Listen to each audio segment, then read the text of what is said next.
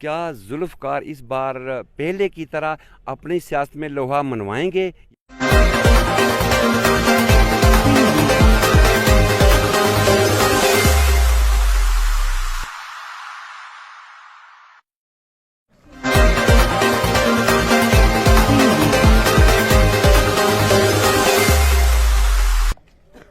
आप देख रहे हो metro news 24/7 national web channel और मैं आपका दोस्त रियाज बाला।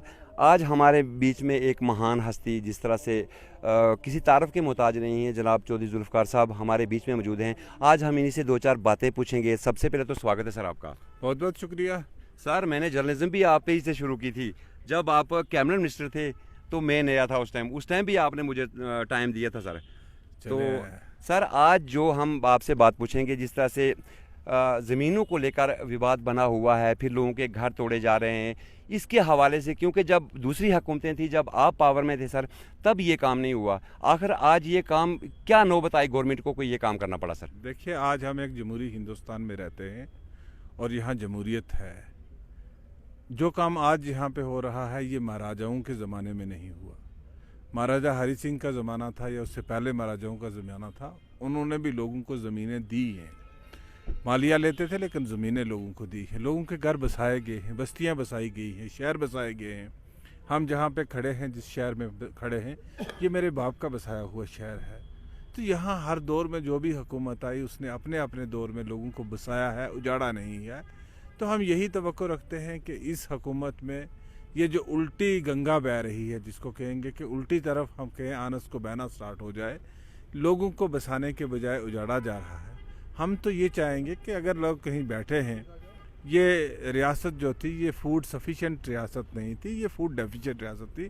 लोगों ने अगर ज़मीनें कुछ आबाद करके बैठे हैं वो, तो अगर सरकार को ज़रूरत है, यहाँ के लोगों की अगर हम बात करें तो यहाँ सड़कें बनी, लोगों ने अपनी मलकियत ज़मीनें दी हैं। यहाँ हस्पताल बने तो लोगों ने अपनी मलकियत ज़मीनें दी हैं। या पानी की टंकियाँ बनी तो लोगों ने अपनी मलकियत ज़मीनें दी हैं। यहाँ जो भी तामीराती काम हुए हैं, लोगों ने बिना मुआवजे के अपनी ज़मीनें जो हैं वो अतिया के तौर पे सरकार को दी हैं, जिससे लोगों को फ़ायदा होता है। तो मुझे नहीं लगता है कि सरकार को इस किस्म का कदम उठाना चाहिए जिससे लोगों को तकलीफ़ हो। और इन ज़मीनों को लेकर सरकार को करना क्या है, इससे लोगों के जहनों में बहुत सारे उल्टे खदशात पैदा होते हैं। और हम यही मांग करते हैं सरकार से कि उनको इस किस्म के खदशात को जगह ना मिले, इस किस्म के काम करने चाहिए। सर, एक और बात पूछेंगे, कस्टोडियम लैंड जो थी, जहां जिस तरह से हमारे महाजरीन भाई हैं वो पाकिस्तान में चले गए या कोई मर गया या किस तरह था, अब वो भी हड़पना चाहती है गवर्नमेंट। इसके हवाले से सर क्यों, पहले तो अगर बीजेपी की बात करें तो उन्होंने कहा कि हमने गुज्जर और बकरवाल भाइयों को जो है, हमने वो फॉरेस्ट राइट एक्ट कमेटी के तहत उनको जंगल का मालिक बना दिया। लेकिन जो घास चराई की बात करें, फिर दूसरी ज़मीनें हुई, जिस तरह मैंने अभी जनाब को पूछा है सर, इससे भी निकाला जा रहा है सर। कल रियासत के एक बहुत बड़े जो एक आला ओहदे पे फायज हैं, उन्होंने कहा है कि अभी तक पिछले 3 साल में जब से फॉरेस्ट राइट एक्ट लागू हुआ, सिर्फ 280 लोगों को ही हकूक़ मिल पाए हैं। इतनी बड़ी रियासत में, जिसका इतनी दुनिया में सारे मुल्क में शोर मचाया गया कि हमने दफ़ा 370 तोड़ने के बाद यहाँ लोगों को फॉरेस्ट राइट एक्ट दिए। सारे इलाके में ढूंढो, आपको कोई बंदा नहीं मिलेगा जिसको फॉरेस्ट राइट एक्ट मिला हो। हाँ, उसके ज़रिए इन्फॉर्मेशन इकट्ठी की गई, लोगों की फाइलें बनी, लोगों को दौड़ धूप की गए, तो किसी को कोई फ़ायदा नहीं पहुंचा। रही बात कस्टोडियन ज़मीन की, कस्टोडियन की ज़मीन के मालिक जो हैं वो लोग हैं जो पाकिस्तान ऑक्युपाइड कश्मीर में। हमारा कंसिस्टेंट मानना यही है कि जो पाकिस्तान के कब्ज़ा में कश्मीर है वो हमारा है, वो हिंदुस्तान का हिस्सा है, इस जम्मू कश्मीर का हिस्सा है।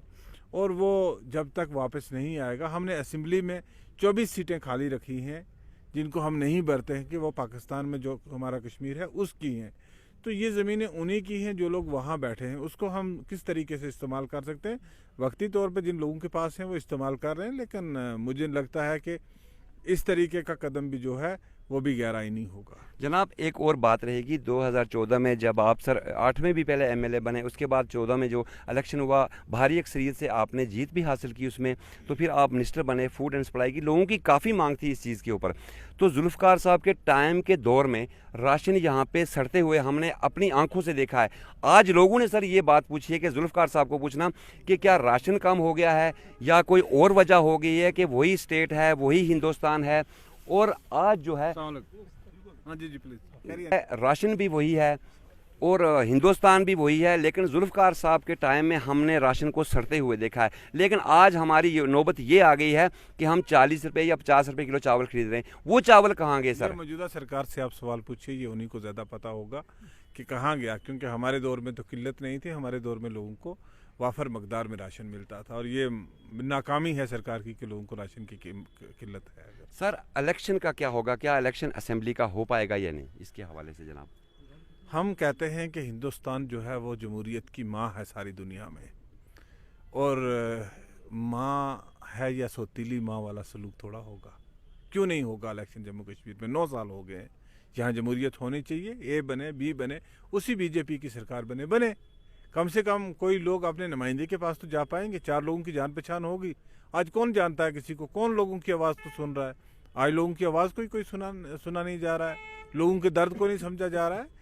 तो मुझे लगता है कि इलेक्शन रमज़ान के बाद होने चाहिए। जी जी सर, एक सवाल और रहेगा, क्या जुल्फ़िकार इस बार पहले की तरह अपनी सियासत में लोहा मनवाएंगे या मनवा सकेंगे किसी को? ये नहीं जनाब, ये जमहूरियत है। जमहूरियत में ये लोगों की मर्जी होती है। लोग किसको बनाते हैं? अलफ को बनाते हैं, बे को बनाते हैं, दाल को बनाते हैं। हम भी अपना मंशूर लेके, अपना एजेंडा लेके अवाम की अदालत में जाएंगे। अवाम जिसके हक में फैसला करे। अवाम की जमहूरियत में बालादस्ती जो है, जमहूरियत का सरचश्मा अवाम होती है। अवाम जिसको बनाएगी वही हमारे लिए काबिल कबूल होगा। जनाब हमारे जो जितने भी भाई देखने वाले हैं सामीन, उनको आपकी तरफ से उनके लिए कोई पैगाम? हम यही चाहते हैं कि हम एक मुश्किल दौर से गुजर रहे हैं, और इस मुश्किल दौर में लोगों को एक होकर चलना चाहिए। और हम जिस मकाम पे पर्टिकुलरली खड़े हैं, मैं इसकी गुजारिश करूंगा कि रमज़ान आने वाला है, और इस ईदगाह की तामीर के लिए लोगों को दिल खोल के मदद करनी चाहिए। शुक्रिया जनाब।